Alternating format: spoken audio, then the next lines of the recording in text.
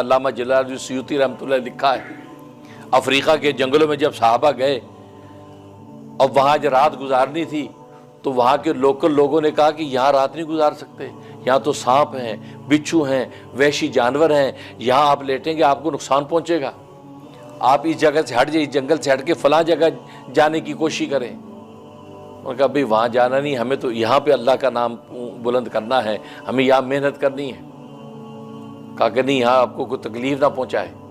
ایک صحابی پہاڑی پر کھڑے ہوئے اور کیا اے جنگل کے جانوروں، ہم جو نبی کے صحابہ ہیں، محمد کے صحابہ ہیں، صحابے ہیں، اصحاب رسول ہیں، آج تمہارے پر مہمان بن کے آئے ہیں، ہمیں یہ رات گزارنی ہے، لہذا ہماری راحت کے لیے جنگل کو خالی کر دو۔ صحابہ خود فرماتے ہیں کہ چھوٹے چھوٹے جانور اپنے بچوں کو منہ میں لے کے جنگل کو خالی کر رہے ہیں، درندے اور موذی جانور سارے کے ساتھ جنگل کو خالی کر رہے ہیں، اس لیے کہ صحابی ہونے کا حوالہ دیا، جنگل کے جانوروں نے اس کو لبیک کہا۔